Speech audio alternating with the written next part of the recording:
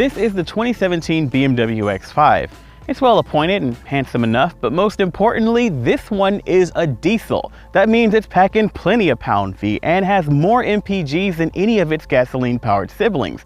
So let's hop behind the wheel of this X5 xDrive 35D and see exactly what we're working with.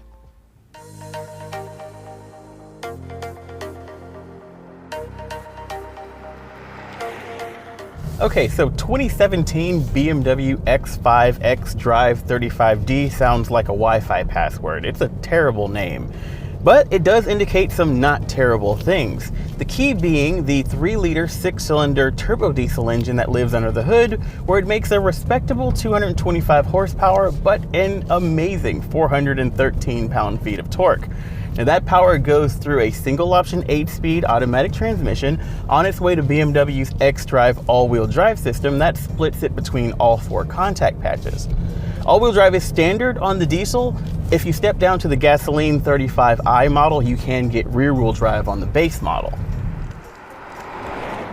413 pound-feet makes for some very acceptable levels of acceleration and really confident highway cruising. This thing's like a tiny little freight train. Plus, it goes up hills like they're almost not even there. However, one of the primary advantages to going diesel, aside from all that torque, is improved fuel economy. I'm averaging about 27.9 miles per gallon, which is nicely in line with the EPA's estimates of 25 miles per gallon combined or 29 miles per gallon highway. That means that the diesel is one of the most fuel-efficient X5s you can buy. Only the 40e plug-in hybrid model is more thrifty, and that's with regular plug-ins and recharges. The diesel is, of course, the undoubted king of range, able to cruise for up to 530 miles between fill-ups, which makes it a great road trip vehicle for those of you who don't like to stop a lot. The ride also feels very well tuned for the highway. At low speeds on a back road like this, it feels almost a bit too stiffly sprung for an SUV. Not that it's uncomfortable or harsh, but it does tend to roll over bumps and imperfections in the road rather than soak them up like most SUVs do. That's why you get a lot of this sort of bouncing around in cabin that you're seeing right now. However, at higher speeds when you're on the interstate, that firm ride translates into a very planted, very confident feel and good handling. And the suspension tune feels really well suited for soaking up those sort of bumps that you see on the freeway. Things like cracks in the asphalt, expansion joints, or those really annoying metal plates they like to put down. One of the things I'm noticing is that the seating position on the X5 is really high. It's almost like you're sitting on top of a car rather than in one. And I get that this is an SUV and that a truckish seating position is par for the course, but BMW's done a better job of creating a more cockpit-like feeling in some of its smaller SUVs that I'd really like to see here. Then again, what do I know? Maybe your average X5 driver doesn't value an immersive cockpit experience, and I have to say that the commanding view of the road that I'm getting from up here is really nice. Thumbs up all around for visibility in this vehicle.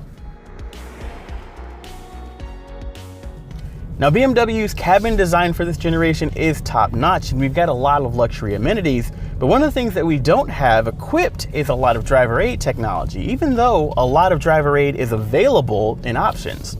That's actually a little bit of an annoyance for me.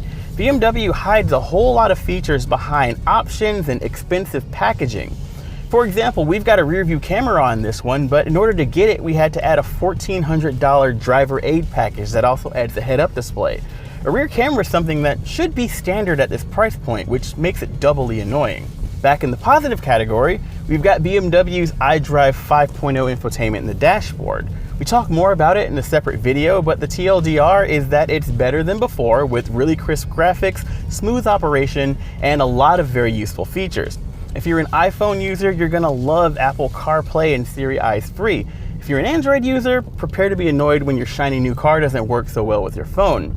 That's because there's no Android Auto, very limited app integration, and the Bluetooth connection is inconsistent. In my testing, I found that sometimes it just decides it's not going to play any audio and I'm stuck driving in silence.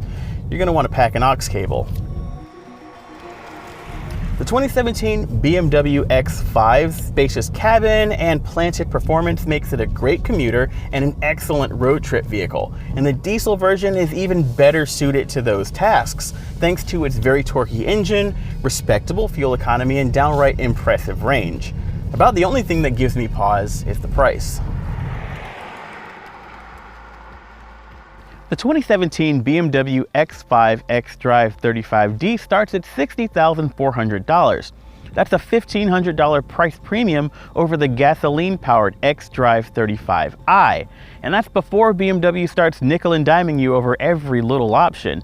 As equipped here, we're sitting at over $73,000, and we're not even really close to being fully equipped. That said, I get it, it's a luxury SUV, you kinda gotta pay to play. And if you're in the market for a luxury SUV that's also a diesel, the X5 is a solid choice. Heck, it's one of your only choices, with a lot of the competition moving to plug-in hybrids to meet their fuel economy goals. Even BMW's got a plug-in xDrive 40e version of this car in its lineup. And with all the controversy surrounding diesel in general, maybe the diesel X5's days are numbered, and maybe you luxury long haulers might want to get it while it's hot.